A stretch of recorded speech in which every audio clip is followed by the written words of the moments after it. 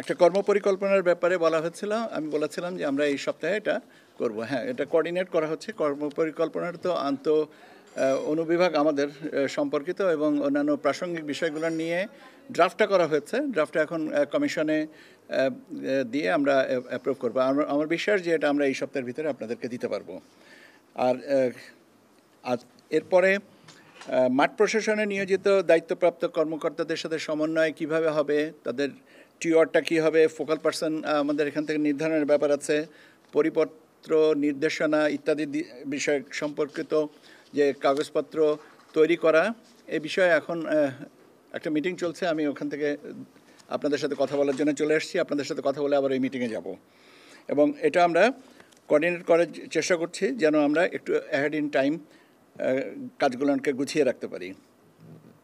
সীমানা নির্ধারণের যে বিষয়টা ছিল, আপনারা জানেন যে 82টা কনস্টিটিউয়েন্সি সম্পর্কিত যে আপত্তি এসছে, সেটা আমরা শুনানি 24শে অগস্ট থেকে শুরু করব, 4 দিন একটানা, এবং করে আমরা এটাকে ফাইনালাইজ করব।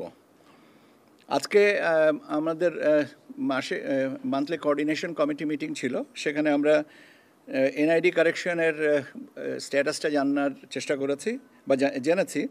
এনআইডি কারেকশনের জন্য যেগুলো রিজেকশন হচ্ছে সেগুলো আবার রিসাবমিট করছেন যে সংশোধনের জন্যে, মানে আমাদের দৃষ্টিতে যেটা গ্রহণযোগ্য না এবং সে কারণে বাতিল করা হয়েছে, কিন্তু আবেদনকারীর দৃষ্টিতে সেটা সঠিক। কাজেই তার এটা অ্যাপিল করার সুযোগ আছে এবং তিনি অ্যাপিল করেন। এখন আমরা সেই অ্যাপিল অনুযায়ী নিষ্পত্তি করব এবং এটার সংখ্যায় এখন অ্যারাউন্ড 80,000 সব মিলিয়ে সারা দেশে, এবং আমার মনে হয় যে এটা উল্লেখযোগ্য সংখ্যা কমে আসছে এবং আমরা বিশ্বাস করি যে আমাদের যদি ডেটা এন্ট্রিটা বেটার হয় তাহলে এটার সংখ্যা আরও কমবে।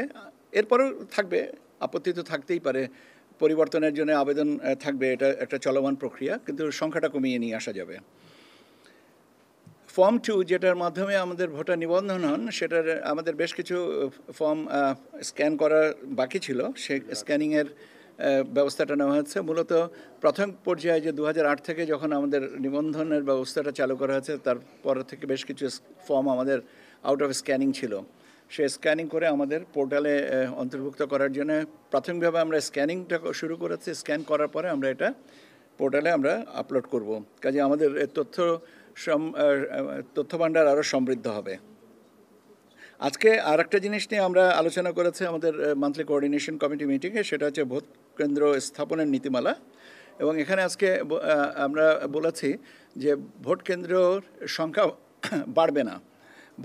এর অর্থ এই না যে অতীতে যা ছিল সেটাই একদম হুবহু এটা রাখতে হবে বা সংখ্যা যৌক্তিক বিবেচনায় যদি বাড়ে সেটা, কিন্তু ওই আমাদের যে পার ভোট কেন্দ্র জাতীয় নির্বাচনের সাথে সম্পর্কিত 3000 জনের জন্য একটা কেন্দ্র, সেই অনুযায়ী আমরা হিসাব করে আমাদের ধারণা যে ভোট কেন্দ্র না বাড়িয়েও শুধু ভোটার উপস্থিতির বিষয়টাকে যদি আমরা বিবেচনায় নেই, তাহলে আমরা হয়তো দেখা যাবে যে এটাকে সমন্বয় করতে পারছি।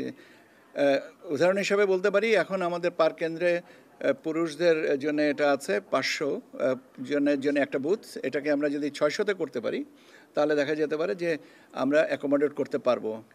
সেইভাবে আমরা একটু হিসাব করছি এবং হিসাব করে যদি আমরা দেখি যে হ্যাঁ এটা গ্রহণযোগ্য, তাহলে আমরা সেই মাত্রায় কাজ করব।